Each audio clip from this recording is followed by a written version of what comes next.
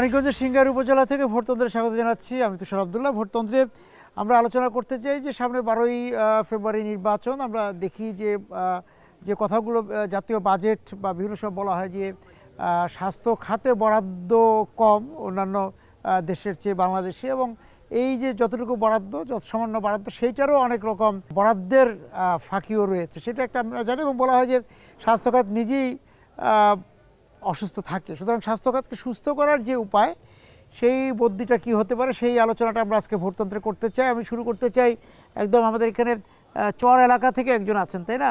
দৌলতপুরের চর এলাকা থেকে। চরের স্বাস্থ্য জীবন, এই স্বাস্থ্য সেবার কতটুকু পান, কি সমস্যা আছে, সেটা একটু বলেন।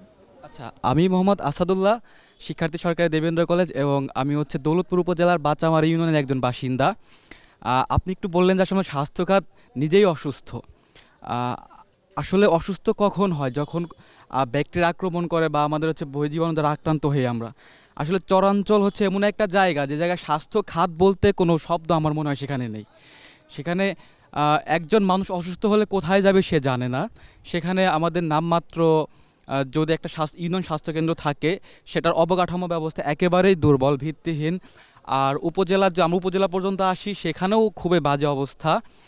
এরপর হচ্ছে আমাদের সেখানে প্রয়োজনীয় যে ডাক্তারের স্বল্পতা রয়েছে। এছাড়াও কেউ যদি স্বাভাবিকভাবে অসুস্থ হয়, সেক্ষেত্রে যে তাদের প্রাথমিক চিকিৎসা নেওয়ার যে বিষয়টা, সেটাও আসলে সেখানে সম্ভব হয় না। আর সবচেয়ে বড় কথা হচ্ছে, সেখানে যারা চিকিৎসা দেবে, যারা সেবা করবে, আমাদের ডাক্তার বা নার্স, তারা যে সেখানে থাকবে, সবচেয়ে বড় সমস্যাটা হচ্ছে তাদের আবাসন সংকট। আসলে চরাঞ্চলে একজন ডাক্তার বা একজন নার্স তাদের থাকার মতো কোনো অবস্থা নেই। দ্বিতীয়ত হচ্ছে আমাদের যে যাতায়াত ব্যবস্থা। একজন রোগী যদি অসুস্থ হয়, আমরা যদি আমাদের দৌলতপুর উপজেলাতে একটা অংশ হচ্ছে নদীর ওই পারে যমুনা নদীর, আর একটা হচ্ছে যমুনা নদীর এপারে। যদি এপারে কেউ অসুস্থ হয়, সে হয়তো বা কোনোভাবে যে কোনো মাধ্যমে সদর হাসপাতাল পর্যন্ত পৌঁছাতে পারে, তার জীবনটা রক্ষা পেতে পারে। কিন্তু যারা নদীর ওপারে যাদের বাড়ি, আমার মনে হয় সে যদি ইমার্জেন্সি কেস, কোনো গুরুতর অবস্থা আহত হয় বা সে যদি অসুস্থ হয়ে পড়ে, আমার মনে হয় তার কাছে একটাই অপশন, সেটা হচ্ছে মৃত্যুকে সুন্দর মতো গ্রহণ করে নেওয়া। আমার মনে হয় এক্ষেত্রে আমাদের যাতায়াত ব্যবস্থাটাকে খুবই নাজুক অবস্থায়, যেহেতু এদিকে একটু নজর দেওয়া, বিশেষ করে যেহেতু আমাদের নদী অঞ্চল, সেক্ষেত্রে আমাদের জরুরি নৌ সেবাটা চালু করা যেতে পারে। আর আরেকটা বিষয় হচ্ছে যে আমাদের চরাঞ্চলে শুধুমাত্র দুটো বাহন, একটা হচ্ছে ঘোড়ার গাড়ি আর একটা হচ্ছে হোন্ডা। আমার মনে হয় ঘোড়া গাড়িতে শুধুমাত্র যুদ্ধের ক্ষেত্রে ব্যবহার করার জন্য উপযোগী। একটা রোগীকে যদি আসলে ঘোড়ার গাড়িতে উঠানো হয়, আমার মনে হয় কারো যদি হাত ভাঙা থাকে, তাকে ঘোড়ার গাড়িতে করে নিয়ে আসা হয়, আমার মনে হয় আরও কয়েকটা ভেঙে যাবে, এরকম একটা অবস্থা। আপনার ধন্যবাদ। আমি একটু থানা স্বাস্থ্য কমপ্লেক্স বা উপজেলা স্বাস্থ্য কমপ্লেক্স বা জেলা যে সদর হাসপাতাল, সব জায়গাতেই এই যে সেবার কথা আমরা বলি, কিন্তু সেবক বা সেবিকাদের একটা সংকটের কথা বলা হচ্ছে, প্রশিক্ষণ সংকটের কথা বলা, ঘাটতির কথা বলা হয়। এই জায়গাটা যদি আপনি একটু বলেন। আসসালামু আলাইকুম, আমি চায়না বেগম, নার্সিং সুপারভাইজার হিসেবে সিংগাইর উপজেলা স্বাস্থ্য কমপ্লেক্সে কর্মরত আছি। হ্যাঁ, আমাদের অবস্থা খুবই শোচনীয়। আমরা মানুষের সেবা করি, মানুষের দোরগোড়ায় যায়, মানুষের বিভিন্ন অসুস্থতা নিয়ে আমাদের কাছে আসে, আমরা অনেক সেবা করি, তাদের চেষ্টা করি, কিন্তু 100% করতে পারি কি পারি না। আমাদের অনেক স্বল্পতা আছে, আমাদের বাধ্যবাধকতা আছে। আমরা যে সকল রুগীগুলো আমাদের কাছে আসে, দেখা যায় যে ওই সকল রুগীগুলোর আমরা যথাযথ কোনো ব্যবস্থা করতে অনেক সময় পারি না। কারণ এখানে আমার নার্সের স্বল্পতা বলেন, বা আমার হসপিটাল এটা টিম ওয়ার্ক, যেখানে টিম ওয়ার্কে অনেকেই থাকে, ডাক্তার থেকে শুরু করে ক্লিনার পর্যন্ত সকলে এখানে থাকতে হয় আমাদেরকে। আমরা নার্সে যারা আছি, যারা ম্যাক্সিমামই মেয়ে, আমাদের দেখা যায় যে এখানে সিকিউরিটির অভাব, প্রশিক্ষণের অভাব। আমাদের দেশের নার্সরা বিদেশে দেখা যাইতেছে অনেক ভালো সেবা দেয়, আমরা কেন পারি না? আমরাও চাই আমরা বিদেশের সাথে তাল মিলে মানুষের সেবা করতে, দুস্থ মানবতার সেবা করতে, এবং আমরা দেখা যায় বিভিন্ন মহামারীতে মানুষের পাশে থাকছি, সেবা করছি, কিন্তু আমাদের কাজের কোনো মূল্যায়ন হয় না। লাস্টে শোনা যায় যে নার্সদের আচার ব্যবহার ভালো না। কেন ভালো না সেটা তথ্য তো অবশ্যই আমরা জানাবো। রাতে আমরা ডিউটি করি, অনেক রুগীর দ্বারা আমরা ভায়োলেন্স হই, কেন এটা নাই, কেন সেটা নাই। কিন্তু উপজেলা যে এত থাকবে এটাও তো কথা না।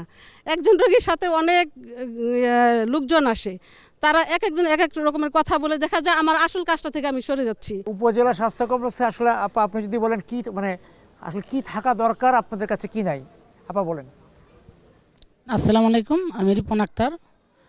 আসলে আমাদের এই স্বাস্থ্যসেবা কেন্দ্রটা আমাদের 11টা ইউনিয়ন, একটা পৌরসভা, এর মাঝখানে না। আমাদের প্রত্যন্ত অঞ্চল অনেক দূরে, অনেক দূর থেকে আসতে হয় সেবা নিতে এইখানে। কিন্তু ওই যে প্রথমেই বলছে যে রাস্তাঘাটের ব্যাপার, সেবা নিতে আসতে হইলে এখানে মনে করেন জাস্ট ডাক্তার 10টায় থেকে বসে, 10টা থেকে 1টার ভিতরেই ডাক্তার আর থাকে না। অনেক রোগী অনেক দূর থেকে আইসেও যদি 10টায় আইসে পৌঁছাইতে পারে 1টা পর্যন্ত, এর ভিতরে আর কি ডাক্তারদের পাওয়া যায়, তাছাড়া দেখা যায় যে পাওয়া যায় না। এর কারণ হলো এখানে থাকার কোনো ব্যবস্থা নাই ডাক্তারদের। তারা ঢাকা থেকে আসে, ঢাকা থেকে আইসে এখানে রোগী দেখে, তারপরে আবার তাদের গন্তব্যস্থলে তারা চলে যায়।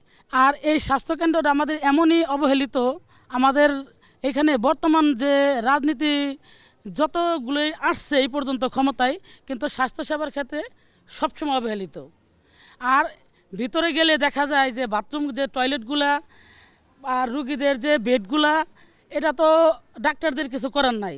এটা এখানকার যে যারা থাকে তাদেরই এটা উচিত যে স্বাস্থ্য কেন্দ্রটা ভালো করা উচিত, এটা দেখা উচিত। এই জন্যে আর কি আমরা অনেক রুগীরা এসে আর কি ওই যে বললো যে রুগীরা এই নাই সেই নাই, এটা অরিজিনালি সত্য যে পর্যাপ্ত পরিমাণে চিকিৎসার যে যন্ত্রপাতি এগুলোও তো এই স্বাস্থ্যকেন্দ্র নাই।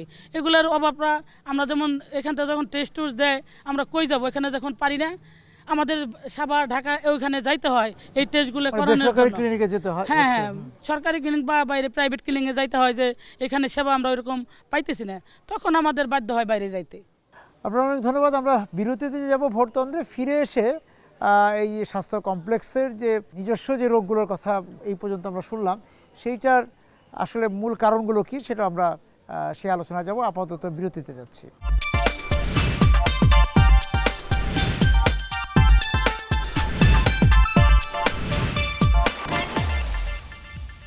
ফিরে এলাম ভোটতন্ত্রে মানিকগঞ্জের সিঙ্গারে। আমি আপনার কাছে যেতে চাই যে আমরা এই তিনজনের আপনার পূর্ববর্তী যে তিনজন তাদের কথাতে কিছু রোগের কথা শুনলাম। হ্যাঁ, আসলে এই স্বাস্থ্য কমপ্লেক্স শুধুমাত্র এই সিঙ্গাইর উপজেলা স্বাস্থ্য কমপ্লেক্স না, সারা দেশের পরিস্থিতি তো একই। এইটা কেন?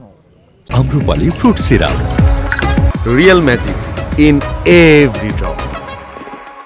আসসালামু আলাইকুম, আমি ডাক্তার ফৌজিয়া নাসরিন, শিশু কনসার্ট হিসেবে কর্মরত আছি। আচ্ছা, আমাদের উপজেলা পর্যায়ে যদি একটা মানসম্মত চিকিৎসা সেবা প্রদান করতে চাই, তাহলে প্রথমে আমাদেরকে ফোকাস দিতে হবে আমাদের প্রাথমিক স্বাস্থ্যসেবার উন্নতির দিকে। সেটাতে প্রথমেই আমাদের আমাদের যেটা অভাব, যেটা পূর্ববর্তী যারা সবাই বলে গেলেন, সব কিছুর মোটামুটি সংকট এই উপজেলা লেভেলে প্রত্যেকটা উপজেলাতেই থাকে।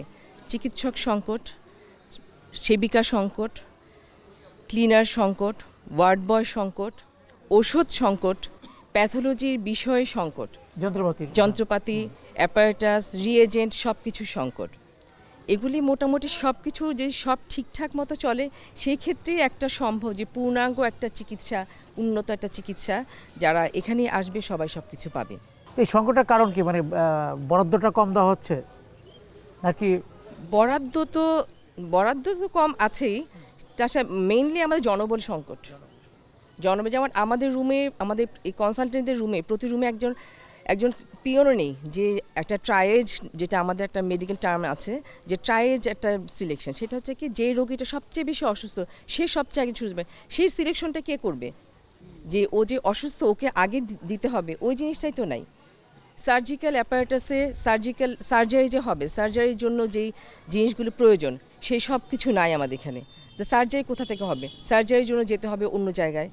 তো সেখানে পেশেন্টদের একটা অতৃপ্তি থেকে যায় যে আমাদের এখানে সার্জারি হয় না, এখানে গিয়ে অ্যানেস্থেশিয়া দেওয়ার জন্য পূর্ণাঙ্গ সব কিছু নেই, শুধু লোকাল কিছু থাকে। সেগুলো উপজেলাতে আসার আগ পর্যন্ত তো এই যে কমিউনিটি ক্লিনিক চালানো ধাপ আছে, সেগুলোর অবস্থা, বিশেষ করে মা ও শিশুর চিকিৎসার অবস্থা যদি আপনি একটু বলেন, যোগ করেন।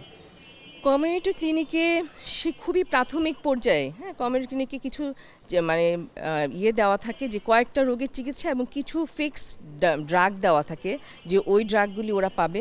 কিন্তু যখন এটাকে এক্সিট হয় তখন তো এখানে উপজেলা পর্যায়ে, এখান থেকে আমার মনে হয় উপজেলা পর্যায়ে চিকিৎসা যদি ভালো হয় তাহলে জেলা সদর পর্যায়ে এটার প্রেশারটা অনেকটুকু কমে যায়, সবটুকু এখান থেকে সর্ট আউট হয়ে যায়, আমি চিকিৎসা পেয়ে যায়। মানে চিকিৎসকের ঘাটতি আছে। আমি আপনার কাছে আসতে চাই ভাই, যে কিছু কথা তো বলাই হলো যে সংকট সংকট সংকট, তা এই যে এই সংকটের মধ্যে কিন্তু আমরা উপজেলা যখন শুরু হয় উপজেলা ব্যবস্থা সেটাও তো প্রায় অনেক দিন হয়ে গেল, 3-4 দশক হয়ে গেল। তারপরেও এই জায়গা থেকে উত্তরণ কেন হচ্ছে না? আপনি উপজেলা পর্যায়ে কাজ করতে এসে আপনার কি মনে হয়? আসসালামু আলাইকুম, ধন্যবাদ আপনাকে।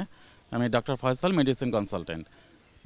যে প্রসঙ্গ আমাদের দেশের প্রত্যেকটা জায়গায় সব ক্ষেত্রেই আমাদের জন্য আসলে এটা আমাদের মানে সবসময় আমাদের এর মধ্যে দিয়ে যেতে হয়, কারণ আমাদের উপযুক্ত সম্পদ নেই। যে সম্পদের যথেচ্ছ ব্যবহার যেভাবে আমাদের হওয়া উচিত, সেই সম্পদের যে ব্যবস্থাপনা, আমাদের সব কিছু সীমিত, আমাদের দেশটা ছোট, সেই অনুযায়ী আমাদের সীমিত সম্পদকে কাজে লাগানোর চেষ্টা করতে হবে।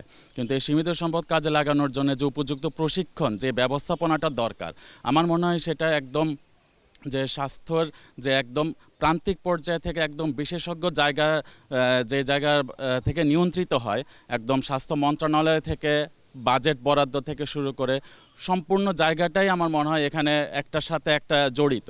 প্রত্যেকটা জায়গার যদি উপযুক্তভাবে সীমিত সম্পদকে কিভাবে কাজে লাগিয়ে সর্বোচ্চ যে সুবিধাটা নেওয়া যায়, সেই জিনিসটার মনে হয় এখানে অনেক ক্ষেত্রে পরিকল্পনার অভাব। আপনার কাছে কি মনে হচ্ছে যে একটা উপজেলায় তো একজন উপজেলা চেয়ারম্যান থাকেন, জনপ্রতিনিধি, আবার থাকেন, স্থানীয় সংসদ সদস্যও থাকেন, তারা এগুলোকে কতটুকু যত্ন নেন এই উপজেলা কমপ্লেক্স, স্বাস্থ্য কমপ্লেক্সগুলোতে? আমার মনে হয় ওনারা ওনাদের দিক থেকে সর্বোচ্চটুকুই চেষ্টা করেন, কিন্তু আসলে সব কিছু চেষ্টার পরেও যেমন যদি মেডিসিন যদি না থাকে, সরকার ভাবে যতটুকু মেডিসিন দেওয়ার সুযোগ থাকে, দেখা গেল যে ওই পর্যায়ে একজন অসুস্থ মানুষ, আমি স্বাভাবিকভাবে একজন যে ডায়াবেটিস বা প্রেশারের একজন যে রুগী, তার কথাই আমি যদি বলি, সেক্ষেত্রে দেখা গেল যে তার দৈনিক একটা করে মেডিসিন লাগবে। যিনি একজন ডায়াবেটিস আক্রান্ত রোগী, যিনি একজন প্রেশারের মেডিসিন খান নিয়মিত, দেখা যায় যে 15 দিন 20 দিন পরে তার মেডিসিনটা শেষ, বাকি 10 দিন আর সে খাচ্ছে না।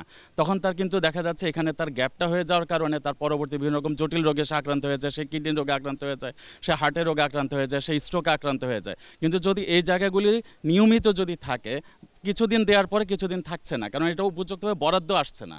আবার এই জিনিসগুলোর যেভাবে উপযুক্ত ব্যবহার হওয়া দরকার, এই প্রশিক্ষণের বড় অভাব।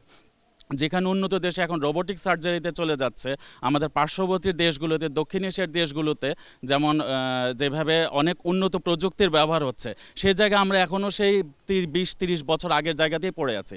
আমাদের কিন্তু উপযুক্ত প্রশিক্ষণ হচ্ছে না। উপযুক্ত চিকিৎসক তৈরি হলেও সেই চিকিৎসকের যে মান উন্নয়নের যে বিষয়টা, সেই জিনিসটা কিন্তু হচ্ছে না। ব্যাপার হচ্ছে না, আপনি তৃণমূলে যাই, আপনি তো গ্রাম পর্যায়ে কাজ করেন, তা কোন ধরনের রোগী এখন আপনি দেখতে পান? যে আমাদের তো বিভিন্ন দশকওয়ারি রোগেরও তো বিভিন্ন রকম সংক্রামক, অসংক্রামক বিভিন্ন রোগ দেখা দিচ্ছে। এই জায়গা থেকে একদম গ্রাম পর্যায়ের মানুষ আসলে কিভাবে আছেন, কোন ধরনের চিকিৎসা পাচ্ছেন? আমি আছি ব্রাক স্বাস্থ্য প্রোগ্রামে। আমি ফিল্ডে যখন আমরা যাই, তখন অসংক্রামক রোগের ক্যাম্প করতে হয় আমাদের। ওদের সাথে অনেক কথাই বলি, তো পরীক্ষা করি। কিন্তু যখন ওদের ওষুধ লাগে, আমরা যখন স্বাভাবিকভাবে করি, যখন ওষুধ লাগে তখন আমাদের স্বাস্থ্য কমপ্লেক্সে পাঠাইতে হয়। যখন ওরা ওষুধ পাচ্ছে না, তখন আবার আমাদের এরা বলে যে আপা আমরা তো ওইখানে গেছিলাম কিন্তু ওষুধ তো পাচ্ছি না। কোন ধরনের রোগী বেশি পাচ্ছেন আপনারা গ্রামে? আমাদের যে ডায়াবেটিক্স, তারপরে প্রেশার, এই সমস্ত রোগী বেশি পাচ্ছি। এই ধরনের বেশি পাচ্ছে। আমি একটু ওষুধের ব্যবসার সঙ্গে জড়িত, আপনার কাছে যাই যে একটা অভিযোগ আছে যে মানে আমাদের যে ওষুধের দোকানগুলো আছে, সেখানে প্রেসক্রিপশন ছাড়াই ওষুধ বিক্রি হয় অনেক। তা আপনার কাছে এই যে প্রেসক্রিপশন ছাড়া রোগীর সংখ্যাই তো বেশি আসে নাকি? আপনারা কিভাবে ওষুধগুলো বিক্রি করছেন? আমরা সাধারণত দেখা যায় অল্প ঠান্ডা জ্বর কাশ এগুলোর লেগে ডাক্তার কাছে যাইতে চায় না সাধারণ পাবলিক। আচ্ছা, বা আপনারাও পাঠান না? হ্যাঁ, পাঠাই না, যাইতে চায় না। হ্যাঁ, তাদেরকে যদি বলিও যে সামনে হাসপাতাল একটু যান, তারা যায় না। অতএব ওই ঠান্ডা জ্বরের কাশের ট্যাবলেট দিতেই হয়। একটা অভিযোগ আছে যে একজন রোগীর হয়তো এত ওষুধের দরকার না, কিন্তু প্রেসক্রিপশনটা বড় হয়ে যাচ্ছে। সেটাও কি আপনাদের কাছে মনে হয় যে অপ্রয়োজনীয় ওষুধও চিকিৎসকরা বা ডাক্তার সাহেব বা ম্যাডামরা লিখেন? না, অপ্রয়োজনীয় ওষুধ তো ডাক্তার সাহেবরা লেখে না কোনো সময়। তারপরে অনেকে আছে টাকা পয়সার অভাব আছে, এরকম সময় দেখা গেছে কিছু ক্যালসিয়াম, ভিটামিন এগুলো কমাই না, নেওয়ার সময়। হ্যাঁ, বলে যে এটা যেগুলো জরুরি প্রয়োজন ওইটা দেন, বাকিটা রেখে দেন। তাহলে আপনার কাছে কোন ধরনের রোগী এখন বেশি আসে ওষুধ নিতে? বর্তমানে এখন চর্মরোগগুলো বেশি আসতেছে। আচ্ছা, বাচ্চা বলে মানে ঠান্ডা কাশ এগুলো প্রচুর আসতেছে। আচ্ছা আচ্ছা, আপনার অভিজ্ঞতা যদি বলেন উপজেলা পর্যায় থেকে। আসসালামু আলাইকুম। আমি একটা প্রতিষ্ঠান singer clinic and diagnostic centre, ওইটার পরিচালক। তো এইখানে আমরা যেভাবে আজকে 15 বছর যাবৎ আমি আমার এই প্রতিষ্ঠানটা পরিচালনা করছি, এইখানে দীর্ঘদিন যাবৎ মানুষকে সেবা দিয়ে আসছি। যে আমাদের এখানে গাইনি রুগী আর হচ্ছে এমনি সব ধরনের রুগী হয়, তার মধ্যে আমরা মানে এই সিজার বা এই টাইপের মানে রুগী আমরা বেশি পাই। তো এইখানে আমরা সেবা দিয়ে আসছি কম টাকায়, খুব কম টাকায় আমরা মানে মানুষকে সেবা দিই। সেটাকে আপনাদের এখানে কি রোগীরা কিভাবে আসছে, যে উপজেলা স্বাস্থ্য কমপ্লেক্সে চিকিৎসা পাচ্ছে না, সেখানে যাচ্ছে না? না, নাকি উপজেলা স্বাস্থ্য আপনারা কমপ্লেক্সেও উপজেলা স্বাস্থ্য কমপ্লেক্সে সেবা রোগী পাচ্ছে। নিয়ে যাচ্ছেন? এখানে এসে যেমন ডক্টররা এখানে থাকে 1টা 2টা পর্যন্ত, এই সময়ের মধ্যে যে অপারেশনগুলো হয় এগুলো করে। আর আমরা মোটামুটি 24 ঘন্টা সেবা দিয়ে থাকি। রাত 2টা 3টার সময় অনেকের লেবার পেইন হয়, এই রুগীগুলো আমাদের এখানে রাত 3টার সময় আচ্ছা, আসে। আপনার কাছে আলোচনা ফিরবো, আমি একটু বিরতিতে যাচ্ছি, আবার ফিরে এসে আলোচনা করব যে বেসরকারি খাতের চিকিৎসা উপজেলা পর্যায়ে কিভাবে চলছে।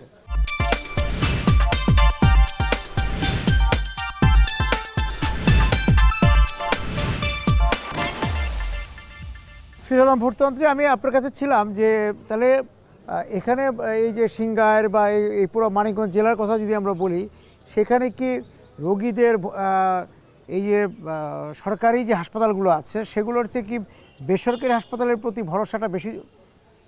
ঠিক তা না, ওই যে বললাম যে আমরা রাত্রিবেলা যে পেশেন্টগুলো আসে, যেগুলো আমাদের যে অপারেশন করতে হয়, অপারেশনে যেতে হয়, সেইগুলো তো এখানে উপজেলা স্বাস্থ্য কমপ্লেক্সে তখন ডক্টররা থাকেন না। আর আমাদের ওইখানে আমরা মোটামুটি সেবা দিয়ে থাকি 24 ঘন্টায়। ওখানে আমাদের টার্গেট থাকে যে 24 ঘন্টা যে কোনো রুগী আসবে আমরা তাদেরকে সেক্ষেত্রে আপনারা তো সেবা দেওয়ার ক্ষেত্রে তো ঢাকা বা অন্যান্য অঞ্চল থেকেও তো ডাক্তারদেরকে নিয়ে আসেন। জি, আমরা ঢাকা থেকেও আসে রুগী, আমরা সাভার থেকে, মানিকগঞ্জ থেকে। হ্যাঁ, এই আমাদের যেটা হয় যে উপজেলা বা জেলা পর্যায়ের যে বেসরকারি হাসপাতাল করতে তাদের সম্পর্কে আমি অভিযোগ না বুঝে ধারণা বলা হয় যে এই যে সেই জায়গাতে অপ্রয়োজনীয় এই যে প্যাথোলজিক্যাল যে পরীক্ষার কথা আমরা বলি, অপ্রয়োজনীয় প্রেসক্রিপশনটা বড় করে দেওয়া, এই অভিযোগগুলো। না না, আমরা আসলে ওইভাবে করি না। আপনি করেন না, আমি সাধারণভাবে বলছি। সাধারণভাবে হতে পারে সেটা আমি জানি না, কিন্তু আমার প্রতিষ্ঠান সম্পর্কে আমি বলতে পারি। আপনার প্রতিষ্ঠান সম্পর্কে জানতে চাই না, আমি বলছি সাধারণ আমি তো আপনার কাছে আসি যে এই যে উপজেলা স্বাস্থ্য কমপ্লেক্সে বা জেলা পর্যায়ে সদরে কাজ করতে যে অনেক সময় বলা হয় যে যারা চিকিৎসা সেবা দেন, বিশেষ করে যারা সেবার সঙ্গে জড়িত, আপনি একটু বলেছেন যে অনেক সময় রাজনৈতিক প্রভাবকে বড়োভাবে মোকাবেলা করতে হয় অনেক সময়, যে কারণ সেবা দিতে যেহেতু ভুল ত্রুটি থাকবেই বা নানারকম প্রভাব থাকে, সেইটাকে আপনারা মুখোমুখি হতে হয়তো। যারা রাজনৈতিক ইয়েতে আসে তারা একটু আগে সেবাটা নিতে চায় সবাইকে ইয়ে করে, তখন সাধারণ যারা থাকে তারা একটু বিরক্ত হয় যে আগে ওনাদেরকে, এতটুকু, তেমন কিছু ইম্প্যাক্ট এমন কিছু না।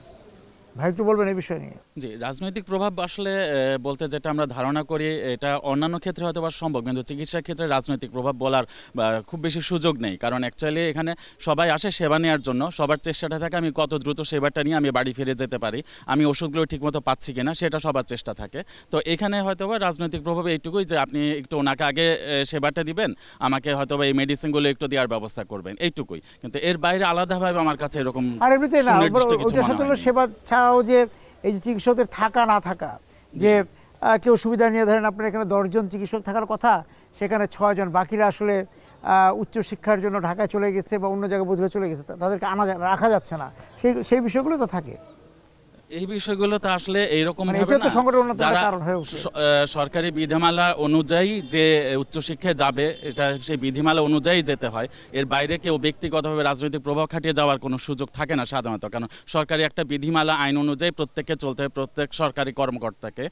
আর হচ্ছে যে থাকা না থাকার বিষয় এখানে যেটা, সেটা আমার মনে হয় যে এখানে প্রত্যেক ডক্টরই যেই নির্দিষ্ট যে নিয়মে তার যে দায়িত্ব, এই দায়িত্বটা সবাই সঠিকভাবে পালন করেন। এখানে আমার আমাদের এখানে এই যে জন্ম নিয়ন্ত্রণ বা পরিবার পরিকল্পনার এক ধরনের কিন্তু মাঠ পর্যায়ের একটা কাজ হতো এক সময়, সেই জায়গাগুলো এখন এই মাঠ পর্যায়ে কিরকম কাজ হচ্ছে?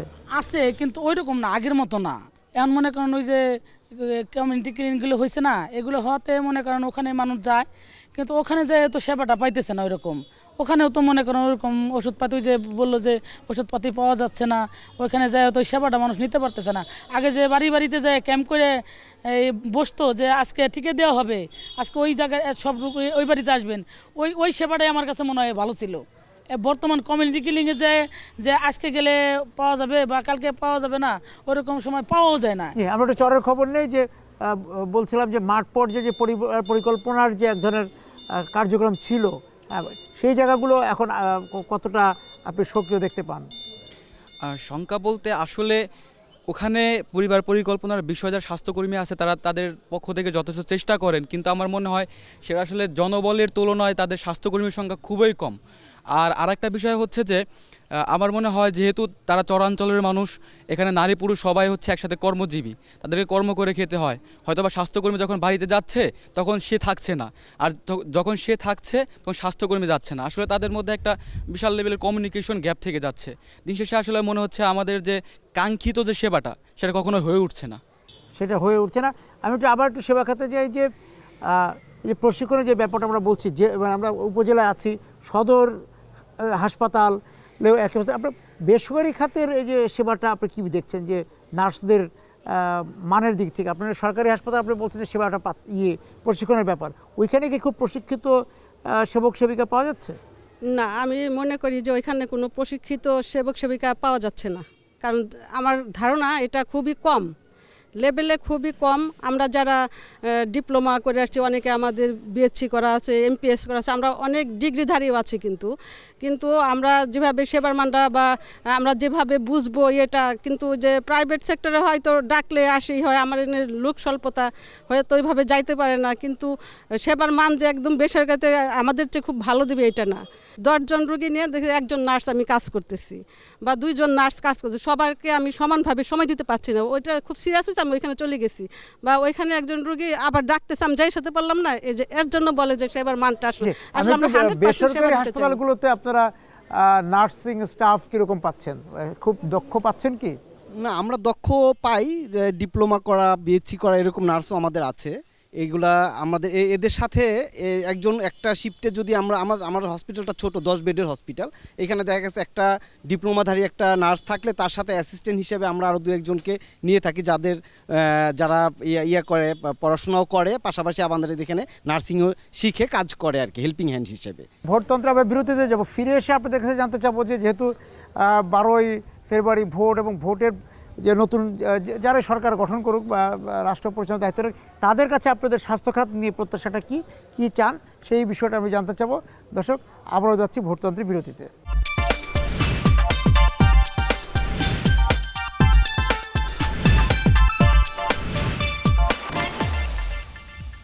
ফিরে এলাম ভোটতন্ত্রে। বিরতিতে যাওয়ার আগে বলছিলাম যে নতুন যে সরকার আসবে তাদের কাছে স্বাস্থ্যখাতকে ঘিরে আপনাদের প্রত্যাশাটা কি? ভাই, আপনি যদি শুরু করেন একদম তৃণমূল পর্যায় থেকে। জি, স্বাস্থ্যখাতের প্রত্যাশা বলতে কি বলবো, আসলে আমাদের তো কিছুই নেই, সবই লাগবে। আর প্রত্যাশা বলতে আমাদের উপজেলা স্বাস্থ্য কমপ্লেক্স যেগুলো রয়েছে চরাঞ্চলগুলোতে, তারপর হচ্ছে ইউনিয়ন স্বাস্থ্যসেবা কেন্দ্র, সেখানে আমাদের ওখানে কোনো ডাক্তার নেই। ডাক্তার কেন নেই? তারা সেখানে থেকে শান্তি পান না, যাতায়াত ব্যবস্থা ভালো না, এরপরেও তো আমাদের ডাক্তার লাগবে। এক্ষেত্রে আমার মনে হয় সরকার যদি এরকম একটা সিস্টেম বা রিপোর্টিং স্টাইল বানিয়ে দেয় যে ডাক্তারকে মাস্ট বি, প্রত্যেকটা ডাক্তারকে মিনিমাম 6 মাস ওই অঞ্চলে সেবা দিতেই হবে, থেকে সেবা দিতে হবে, এরকমটা যদি করা হয় তাহলে আমার মনে হয় যে গ্রামের একবার প্রান্তিক অঞ্চলে যারা আছে তারা মিনিমাম স্বাস্থ্যসেবাটা পাবে। জি আপা, আমি চাই যে সরকারি আসুক, আমরা একজন রুগী বান্ধব এবং নার্স ডক্টর বান্ধব সরকার আসুক, আমরা যেন হাতের কাছে সবই পাই। মানুষের সেবা দেওয়ার জন্য আসছি, সেবাটা যদি ঠিকঠাক দিতে পারি তখনই আমার কাজের মূল্যায়ন হবে। হ্যাঁ, এই পরিবেশটা যাচ্ছি, তখনই আমার কাজের মূল্যায়ন হবে যখন আমি সব একজন রুগীকে দিতে পারবো সাফিসিয়েন্টভাবে। আর দ্বিতীয়ত আমার প্রশিক্ষণের দরকার আছে, প্রশিক্ষণটা অবশ্যই চাবো যে আমাদের দেশ বিদেশে নিয়ে আমাদের সবাইকে একবার হলেও একটু প্রশিক্ষণ করাই নিয়ে আসুক। আর আমরা যারা গ্রামে আছি তারা গ্রামেই কাজ করছি, যারা শহরে আছে শহরেই কাজ করছে, এরকম না হোক। আমাদের ট্রান্সফারটা খুব ডিফিকাল্ট হয়ে দাঁড়াইছে। আমি যেমন এখানে 15 বছর, আমার মতো অনেকেই, আমি 15 বছর যাবত এখানে কাজ করছি, কিন্তু আমারও তো ইচ্ছা করে আমি আমার এলাকায় যে কাজ করি, কিন্তু সেই সুযোগটা আমি পাচ্ছি না। কিন্তু সরকার থাকবে এরকম একটা ব্যবস্থা আর কি করা, নার্স বান্ধব এবং স্বাস্থ্য বান্ধব। হ্যাঁ, আপনি কিরকম? আসলে সরকার চেঞ্জ হয়, জনপ্রতিনিধিরা যারা থাকে আমাদের এখানে, এমপি বলেন, উপজেলা চেয়ারম্যান বলেন, মেয়র বলেন, আসলে এরা যদি চায় একটা স্বাস্থ্য খাত উন্নতি করতে, এরা কিন্তু ইচ্ছা করলে পারে। এরা আসলে আমাদের এই বাংলাদেশটা এমনই একটা গরিব দেশ, রাস্তাঘাট সব কিছুতেই উন্নতি দরকার। কারণ একজন জনপ্রতিনিধির ক্ষেত্রে আসলে এতটা সম্ভব হয় না। সব ক্ষেত্রেই যদি মানে আমাদের চাহিদা অনুযায়ী আমরা ইচ্ছা করলে যদি চাই যে জনপ্রতিনিধিরা স্বাস্থ্যখাতটা সেবা দেওয়ার জন্য যে এই এত টাকা বরাদ্দ আসছে, এই টাকাটা পুরোটা স্বাস্থ্যখাতে সরাসরি মানে ভায়া না হয়ে ওইরকম করে দেয়, তাহলে হয়তো স্বাস্থ্যক্ষেত্রটা আমার উচিত যে ভালো হবে। এবার আপনি যদি যোগ করেন। আগামী 12ই ফেব্রুয়ারি আমাদের আসন্ন নির্বাচন। আমরা চাই যে নির্বাচনের পরবর্তী সময়ে আমাদের সবার জন্য একজন চিকিৎসক বান্ধব এবং জনগণ বান্ধব একটা স্বাস্থ্য ব্যবস্থা চাই। আপনি আপনার প্রত্যাশার কথা যদি। আমার প্রত্যাশা সবার আগে নিরাপদ কর্মস্থল, সেটা চিকিৎসক থেকে শুরু করে এই যে কোনো হাসপাতালে সকল কর্মীদের জন্যই নিরাপদ কর্মস্থল দরকার, এবং পাশাপাশি দক্ষ জনবল দরকার, উপযুক্ত প্রশিক্ষণের দরকার। এটা হচ্ছে আমার পরবর্তী যেই সরকার আসুক সেই সরকারের কাছে প্রত্যাশা। ধন্যবাদ। আমি চাচ্ছি নির্বাচনের পর আমরা ওই পুষ্টির জন্য এলাকায় যা বলতে পারি, কিন্তু সেটা আমরা দিতে পারতেছি না। সেটা যদি এরা দিয়ে দেয় তাহলে ভালো হয়। আমরা তো সাধারণ দোকানদার, আমাদের নির্বাচনের পরে তাহলে প্রত্যেক দোকানদারের ট্রেনিংয়ের ব্যবস্থা করা, কীভাবে প্রেসক্রিপশনটা পড়তে হয়, কীভাবে কী করতে হয় বলে একটু ভালো। যেহেতু আমাদের এই যে গ্রামগঞ্জ ঢাকা শহরের বা রাজধানীরও তো ফার্মেসিগুলোতে ফার্মাসিস্ট নাই, সুতরাং সেই জায়গা থেকে আপনি ভালো বলেছেন যে প্রশিক্ষণের ব্যবস্থা করা। এখন জেলা পর্যায়ে একটা ফার্মাসিস্ট পোস্ট হলো মাত্র দেয় আমার ছাত্র হিসেবে 200। আমাদের দোকান আছে শুধু সিঙ্গারি প্রায় 5000। সিঙ্গারি 5000। এই দোকানগুলোতে এত ফার্মাসিস্ট রাখা হবে, কিন্তু সব দোকানদারের একটা ট্রেনিংয়ের ব্যবস্থা করতে পারলে ভালো হয়। সবাই ধারণার উপর দিয়ে। জি ভাই, আপনি। স্বাস্থ্যটা তো আসলে আমাদের মানুষের সবার অধিকার। তো আমরা নেক্সট গভর্নমেন্টের কাছে আমরা চাই যে স্বাস্থ্য খাতটাকে একটু ডেভেলপ করার জন্য, এবং সবাই যেন সমানভাবে আমরা এই স্বাস্থ্য সেবাটা পাই, এটাই হচ্ছে আমার কাছে চাওয়া। আর একটা জিনিস আমার চাওয়া আছে, আমরা যে বিজনেসটা করি এইখানে আমাদের লাইসেন্সটা নিয়ে আমাদের গভর্নমেন্টের কাছে অনেক কষ্ট হয়। আমাদের ছোট্ট একটা হাসপাতাল চালাইতে প্রায় 10টা লাইসেন্স লাগে। এই 10টা লাইসেন্স এই রিনিউ করতে করতে আমাদের জীবন মোটামুটি আরেক বছর শেষ আবার নতুন করে আবার শুরু হয়। তো আমরা চাই যে লাইসেন্সটা একটু যদি খুব ইজি হয়, তাহলে লাইসেন্সটা করতে পারলে আমরা মানুষকে খুব সুন্দরভাবে সেবাটা দিতে পারবো আর কি। মানে যে আলোচনাগুলো আপনারা করলেন, এখানে প্রশিক্ষণটা খুব গুরুত্ব পেল, যে প্রশিক্ষণের ব্যবস্থা, জনশক্তি, লোকবলের বিষয়টা, এবং কাজ বান্ধব হাসপাতালের একটা ব্যাপার হচ্ছে, নিরাপত্তার কথাও এখানে আসলো, ওষুধের কথা আসলো। সবচেয়ে বড় ব্যাপার হচ্ছে যে এই যে ভোগান্তিগুলো, যে সেবা দেওয়ার ক্ষেত্রেও বিশেষ করে চিকিৎসক, নার্স, এবং এটা খুব যিনি ফার্মেসি চালাচ্ছেন উনি একটা মানে এই প্রথমবার এরকম শোনা গেল যে যিনি ওষুধ বিক্রি করছেন তিনিও প্রশিক্ষণ চান, যে ফার্মাসিস্ট না হলেও যে সাধারণভাবে যিনি ওষুধ বিক্রি করছেন তারও একটা সাধারণ ধারণা থাকতে পারে একটা প্রেসক্রিপশন বিষয়। আপনাদেরকে অনেক ধন্যবাদ আজকে আমাদের সঙ্গে যোগ দেওয়ার জন্য। এই ভোটতন্ত্রের দর্শক যারা ছিলেন আজকে এই ভোটতন্ত্রের সঙ্গে আমাদের এই আজকে স্বাস্থ্য বিষয়ক আলোচনায়, আপনাদেরকে ধন্যবাদ জানিয়ে শেষ করছি আজকের ভোটতন্ত্র।